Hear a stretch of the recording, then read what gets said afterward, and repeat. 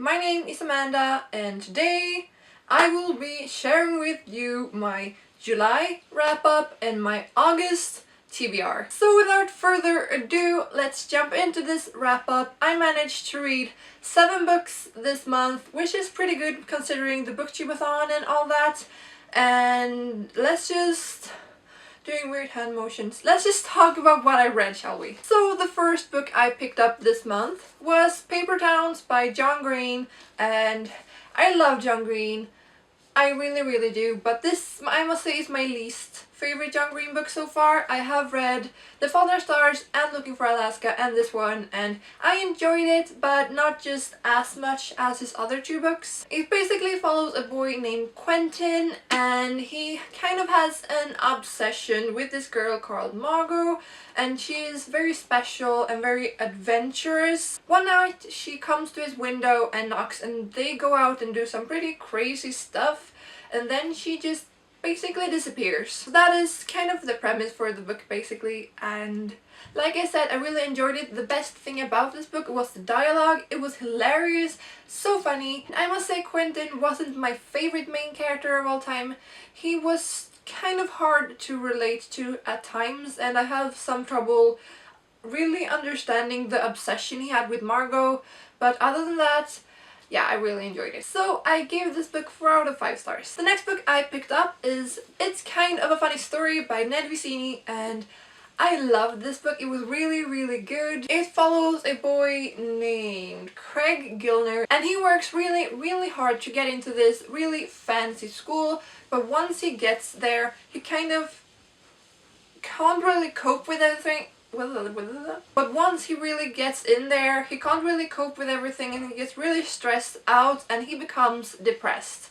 And one night he kind of tries to kill himself, kind of not, and he checks himself into the hospital. And I must say, I really enjoyed this book. It was the perfect mix between funny and kind of depressing. Craig is such a relatable character, and I can really see where he's going with his thoughts. Not that I am depressed, but I can really relate to some of the things he thought of, if that makes sense. That feeling that you really have to accomplish something great in life. The patients at the mental hospital were just hilarious, so much fun, and really unique, and I gave this book 4 out of 5 stars. The next book I read was a book I received for review, and I also did a full review of it. I will leave it in the description box. And it is Earthman Jack vs. the Ghost Planet by Matthew Kadish, and this is kind of a middle grade epic space adventure. Really fast paced, really fun. I had some problems with the writing and the characters, but if you want to learn more about this book, then you should definitely go check out the full review I did of it. Yeah, you should definitely go watch that. Yeah. And then came the Booktubeathon. I have a separate wrap-up video that I will also link in the description, so I won't talk about the books, anything.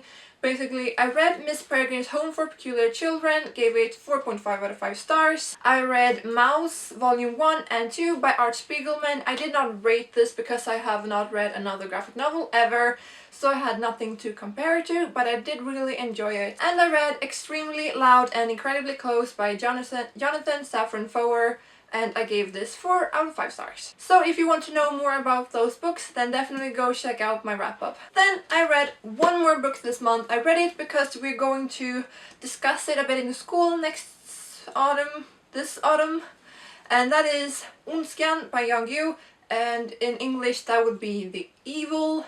And this was a really interesting read, I think. It follows this boy named Eric, and he goes to a school where, by the way, it's set in the 1950s, so the teachers are hitting the children if they're not behaving, and also Eric is the main guy on the school. He beats down everyone who's trying to oppose him and all that jazz. But then he is expelled for his bad behavior, and he ends up at another school with another hierarchy where the older kids really beat up the younger kids.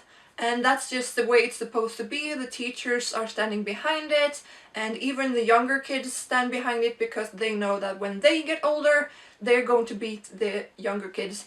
And it's just really, really horrible. And Eric doesn't want to be a part of this, and he tries to put himself outside this school law, basically. Eric, the main character, was just such a different character, and I really enjoyed reading about him. This book is just as much about physical violence as it is about psychological violence, and also the effect fear has on people. And it also opens for some great discussion, like, is there something as violence for the greater good? Should you fight violence with violence? And just, yeah, a really, really great book, and I would definitely recommend it. I think it has been translated. I am not quite sure, but if it has, or if you live in Sweden or know Swedish, you should definitely pick this book up because it's definitely worth a read. And I gave it 4 out of 5 stars. So that was all the books I read in June. Not June, July. It's already August, July. Shit. Crazy, crazy stuff. But yeah, let's jump into my TBR for August. I am currently reading Daughter of Smoke and Bone by Laini Taylor. I am really, really enjoying it. I'm soon halfway through. Oh no. I'm about a third way through, and like I said, I'm really enjoying it. And it is set in Prague, which is really awesome. And yeah, I'm excited to continue on reading this book. I am also going to the library today, and there I will be getting Romeo and Juliet because we'll be discussing it in school this autumn. And also The Lord of the Flies because we are also discussing that book in the autumn. So yeah, I'm feeling ambitious and productive. So yeah. So that was my July wrap up and my August TBR. What was the best book you read in July? I would love to know. So tell me about what you read and what was your favorite book, because like I said, I am dying to know, as always. If you enjoyed this video, please give it a big thumbs up because that would help me out a lot. Do not forget to subscribe, and I'll see all of you guys in my next video, so stay tuned. Bye!